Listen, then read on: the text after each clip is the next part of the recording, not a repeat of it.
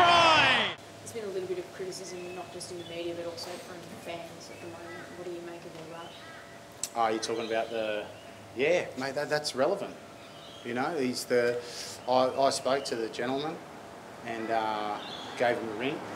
And, yeah, because why not? I think that's important that you would talk to the fans. Like, when we say, come out to presses and say, oh, we want to make the fans proud, it's not lip service. We do.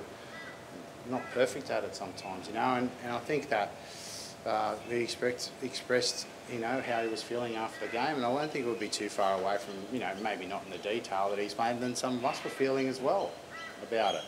So just spoke to him about, you know, some of the things that we're feeling and what we want to do, what we're going to try and do around it, or what some of the things are in the background, because we're feeling the same thing as fans too, you know, and yeah, ideally it's all going to be perfect, in, you know, in a perfect world, but that's not the way it is, and I'm certainly part of that world where I'm a fan as well, and, you know, many other sports, and in our own too. I want to see Australia do as best, you know, the best it can, and I understand if they didn't want us to do well, that wouldn't be coming out. So you can look at it if you want to be negative, you can look at it in a negative way, but if you want to say these are people that care about how we play, and we've got to respond to that, because we've talked about often our identity, you know, of the team, and the only we do a lot of things away from the game that make us live that theory, but at the end of the day, the only way we can show our fans who we are is that day,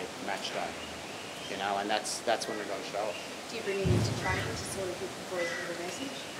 Mate, we put the post up on the wall. I think that was pretty confronting for a few of the guys if they hadn't seen it, because it was pretty heavy in some ways. But I think that's the message there and then. You know, when I spoke with him, he didn't. You know, he'll be up at the game this weekend cheering as loud. He said he'd be crying. I think at one stage he won't be.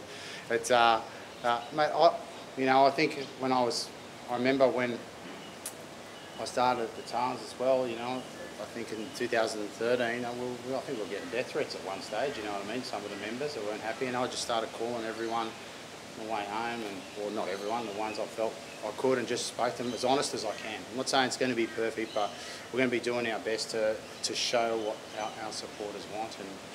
And I feel like, you know, like I said during the game, when everyone got up there, that's people wanting us to do really well, not wanting to be against us, and then they vent their frustration afterwards, which I understand, because I'm doing the same thing.